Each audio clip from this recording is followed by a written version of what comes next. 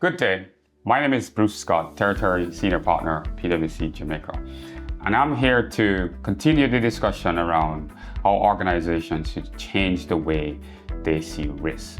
And within PwC, we have come up with 4 questions that leaders need to think about, need to answer in this journey as to how they're going to change the way they see risk. And the first question that we've come up with is, are you clear on how generative AI will disrupt your sector?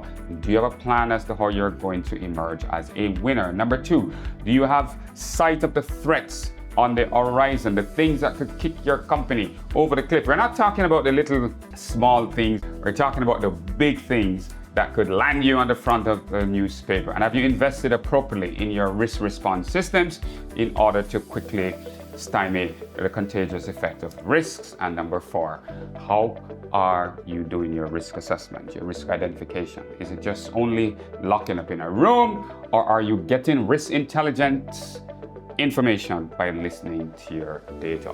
What are CEOs saying about big things that are on the rise in terms of risk?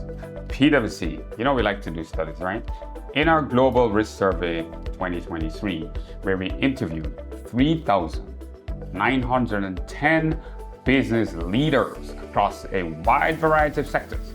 And the question was asked, what are the top 5 risks that you feel extremely vulnerable about over the next 12 months? Can you tell me which one emerged as number 1? Inflation. 39% say that's the big thing. Number 2, probably no surprise there, cyber risk. Number 3, macroeconomic volatility, that's your employment rate and stuff like that. Digital and technology risk, no surprise there. And you could guess number 5. There's no discussion you can have nowadays without talking about climate risk. The other 4, they're kind of well documented. Inflation has been a big agenda item. It was very high during COVID. It's trending down now. Central banks are slowly holding their policy rates, having brought them down, but inflation is still a big deal. So guess what? I don't want to talk about inflation so much in this discussion or the macroeconomic stability. I want to sharpen the lens on number 5, but explode it out to the broader concept of ESG. So climate is opening the door now for a little discussion on ESG. Now, ESG, environmental, social governance. It's a big discussion around how companies should measure their success. Back in the day, especially when you read some of the more traditional economists, they talk about a company's success is built around profitability. That's no longer the game that we're in.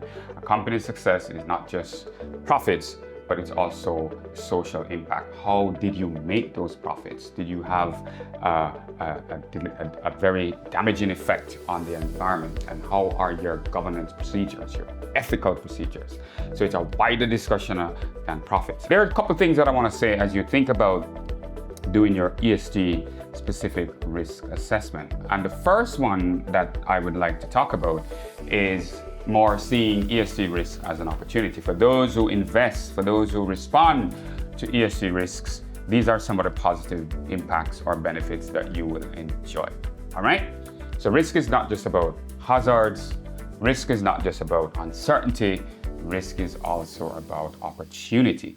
And so when you sharpen the lens on how you're identifying and assessing not just the negative impact of ESG behaviors, but the positive, these are some of the things that will happen to you from a positive perspective. If your customers see that you are using sustainable methods, you are recycling stuff, you are using more renewable energy in delivering your final product, the studies are now showing that customers take a big interest in that.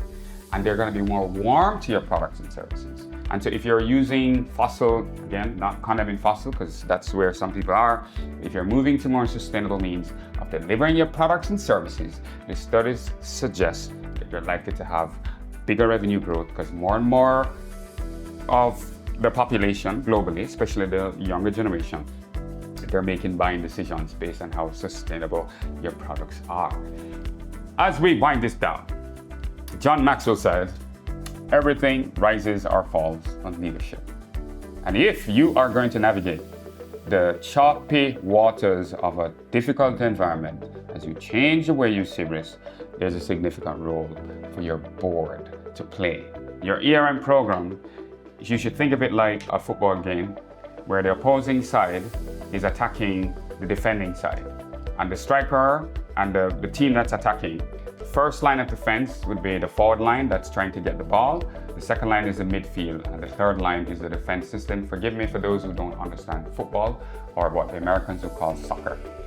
So your enterprise risk management system needs to be designed in such a way that the forward line that's trying to get the ball from the opposing team is as strong as possible.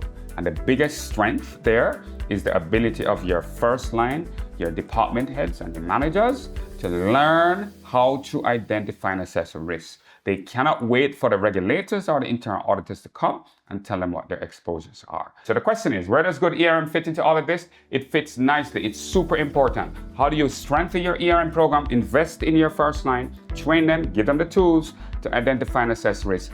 Build your second line, invest in a good risk manager. They will challenge, they'll work with your first line, and do not under budget, do not under invest in your internal audit function. I've said quite a bit, and as I come to the end of this video, I hope you and your leaders, your managers, would now have a sort of a mini roadmap as to the things that you need to do that will help you to change the way you see risk.